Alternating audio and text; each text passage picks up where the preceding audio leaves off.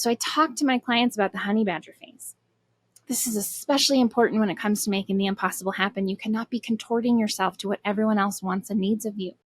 You cannot be bending over backwards, trying to be chosen, trying to be special, trying to be irreplaceable, significant to other people. If you're doing that, you're in your subconscious winning strategy, and at some point you will burn out from it.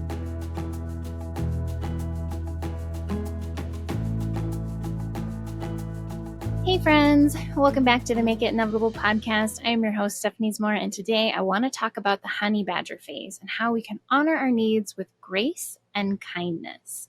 If you're not familiar with the honey badger, we will link to the honey badger video with narration by Randall. Please note this is an explicit, not safe for work video. There is swearing, and essentially it's a video showing the animal, the honey badger, in different situations and experiences and encounters with other animals. And the overall gist is that the honey badger is incredibly tough. Like, you don't mess with the honey badger. And the constant repeated phrase throughout the mantra that became a meme, that became viral, that kind of went around is the honey badger just don't give a shit. And channeling the honey badger and that don't give a shit attitude is something that was actually really important and powerful for me during my healing journey. So that's what this episode is about. If you're not familiar with my story, you can grab a copy of my book, Unravel, Rising Up and Coming Back from a Challenging Chapter That Damn Near Killed Me.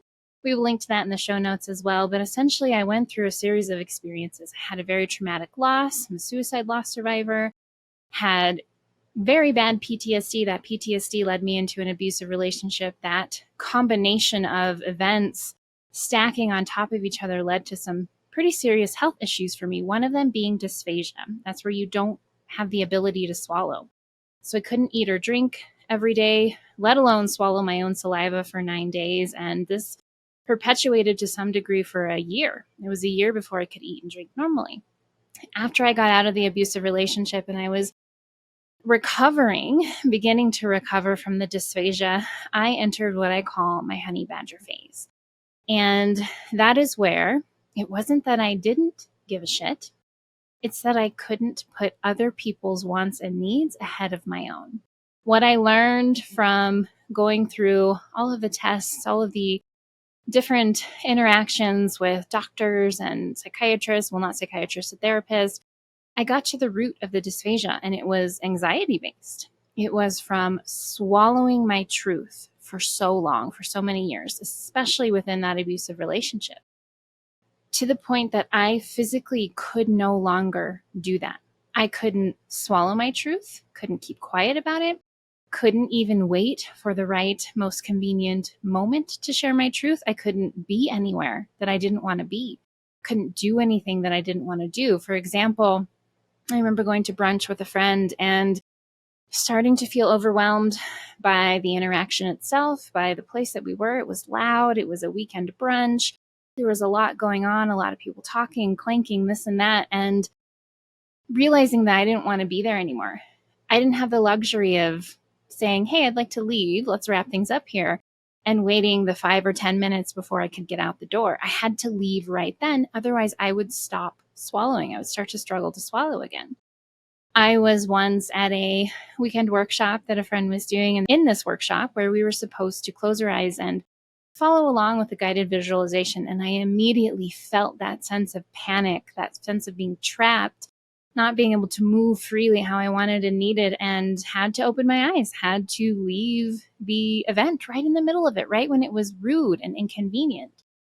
And so this was a stage of my healing where I had to flip to the other end. So I had been contorting myself, shrinking myself, altering how I showed up, what parts of myself I shared with people. I had been conforming to what others wanted and needed to me. Sometimes what they wanted and needed from me was just pressure or emotionally abusive or toxic. And other times there was physical abuse where I didn't physically have the choice to move away from or change my circumstances and situations. And so my body could not tolerate it anymore. I had gone well beyond the line of toleration for doing anything that didn't feel right and aligned for me. And it wasn't just that it would be uncomfortable. It wasn't just that I would be anxious. I would literally stop being able to swallow again.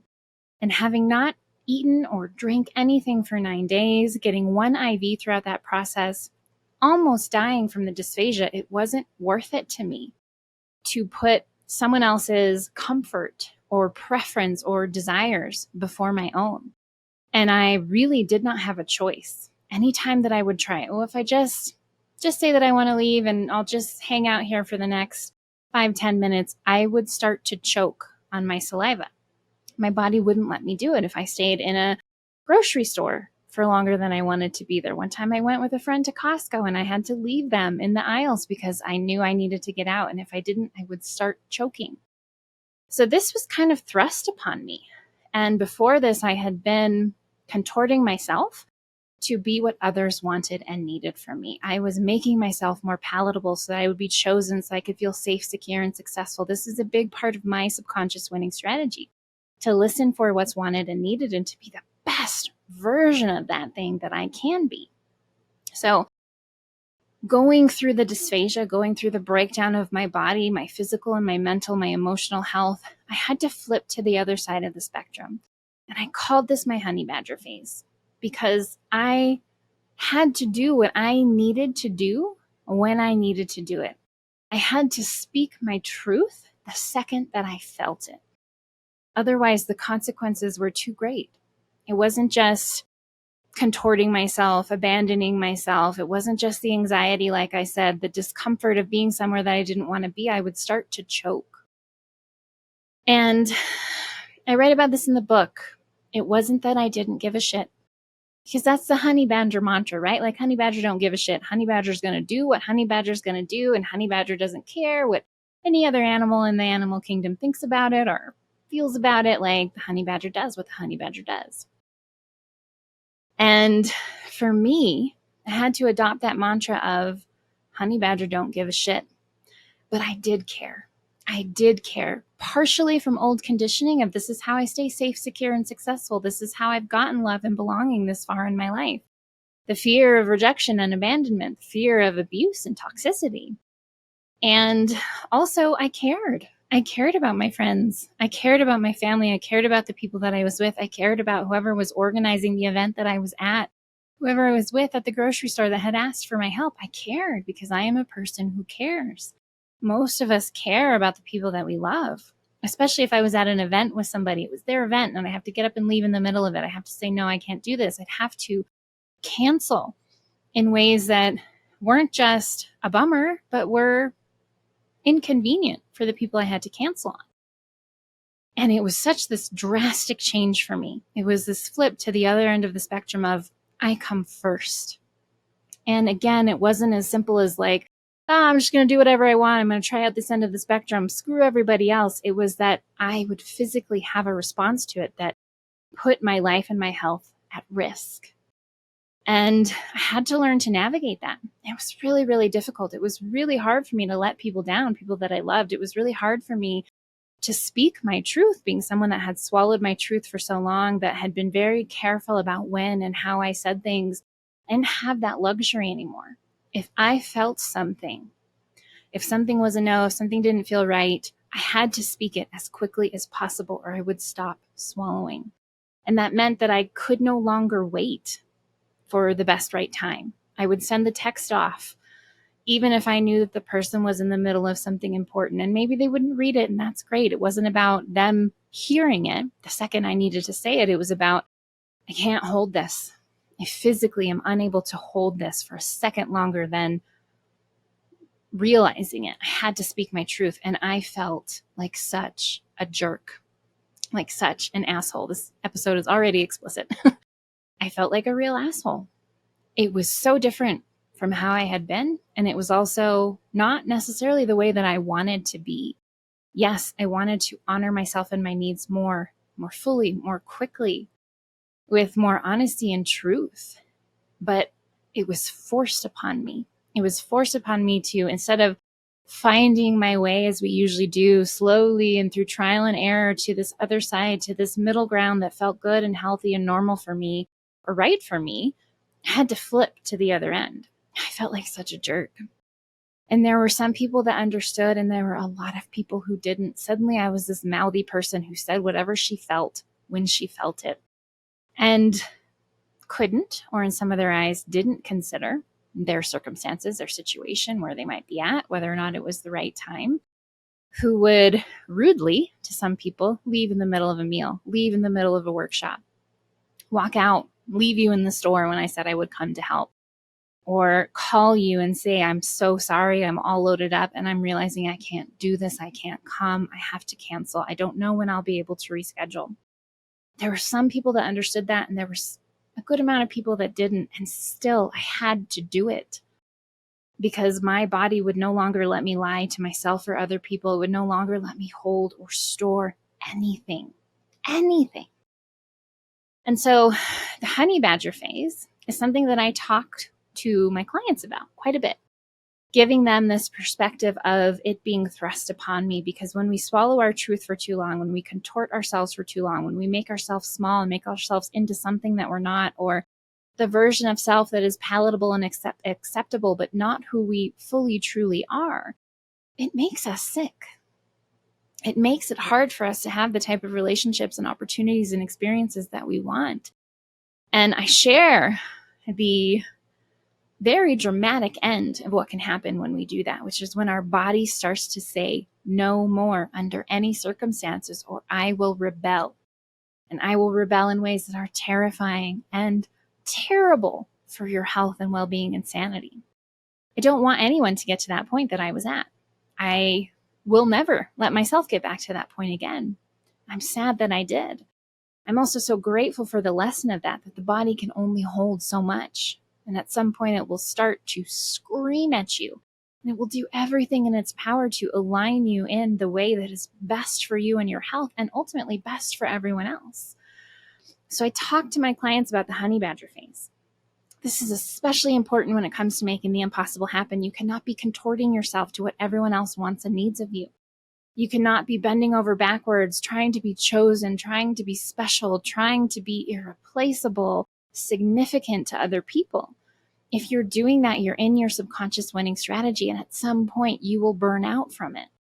And maybe you will just burn out from it and you will realize, hey, this doesn't work for me anymore. I'm going to change how I show up. Or you might burn out to a degree like I did, where your body starts to fail you in a very significant way. We don't want that. We don't want you to hit any kind of wall with this. You have to be conscious to your subconscious winning strategy. We'll link to the episode where we talk about that, where you can start to identify it for yourself. My subconscious winning strategy led me to this breakdown. I was always listening for what was wanted or needed and contorting myself to be the best version of that at the expense of myself, my health, my life, my goals, my dreams. You cannot make the impossible happen if you are contorting yourself, if you are putting other people's wants and needs first. The very critical part of this is to understand that this is not permission to actually be an inconsiderate, harmful person, to be an asshole. You're going to feel like one. That doesn't mean that you are. I certainly felt like one. There are still times to this day when my honesty startles even me. I am so honest. And at this point in my journey, because I have healed, because I have honored myself more and more and more, there is space. I don't have to say the thing the second that I feel it. I can wait for a more convenient and appropriate time and setting. I don't have to leave immediately when I decide I don't want to be somewhere anymore. I have a grace window. I can even stay in things that are hard for longer than I want to. I used to have these very intense panic attacks working out with a personal trainer, because even though it was something I was choosing and something that I wanted to do, my body still perceived it as, I am being held here against my will. I don't want to do this, and I'm still being made to do this, aggressively so, with that particular trainer. So I had to heal through that and teach my body that there are some things that we're going to weather. We're going to stay even though I don't want to be here, even though it's uncomfortable, even though it feels suffocating in certain ways. When you're tired of lifting weights and you have someone yelling at you to keep going and you feel like you can't stop, or even if you feel like you can stop, you know you have to stay and go again because this is what you're paying for. This is what you're choosing. That brought up a lot of the anxiety and the panic and the terror in my body. And that was wonderful because it allowed me to heal through it. It allowed me to communicate with my trainer, look, I am willing to go hard. This is why I'm here. I want to push myself. I want to grow. I want to be stronger. I want you to do what you are doing. And I need you to know that I might have a panic attack because I have this past trauma, because my body is sorting through, is this safe? Is this a time that we need to freak out and rebel? It's relearning the difference, having the ability to discern between I'm being held against my will, I am somewhere I really don't want to be, I am contorting and conforming, and this is hard and uncomfortable, and I really don't want to be here, but I am choosing this, and this is ultimately good and right for me. So that was a good thing. Back to what I was saying, I went off on a little bit of a tangent there. It's not permission. We don't use the honey badger phase as an excuse to be a jerk, to be inconsiderate of others, and to just become flaky with our word. There is a very big difference, and you have to have the self-awareness to discern between that. There are things that we take and we use them in a bypassy way. We use them as an excuse. This is not what this is about. You might need to enter a honey badger phase, but if you actually don't care about other people, why are you really doing this? Are you using this as a mask, as an excuse, as a fun thing that you can say when people are like, wow, that was really rude that you just totally blew me off or you changed your mind? Oh, I'm in my honey badger phase. Versus, I'm in my honey badger phase. I'm having these symptoms. I'm having these experiences. I'm having to learn to care about myself first, to value my wants and needs first. And I am so sorry that I overcommitted myself, and I am only just now realizing that I cannot follow through with this, that it will be detrimental to my health and my well-being, but I need to make this change. We acknowledge other people. I acknowledged other people. I was wildly ungraceful in this at first. At least that's how it felt, but I was never inconsiderate. That doesn't mean that everyone's perception of that period of my life is the same as mine. Some people have, probably, I at least know some, have written me off as inconsiderate and selfish. And I totally understand where they're coming from with that, because it was such a change on my part to stop being who everyone else wanted and needed me to be. I still cared.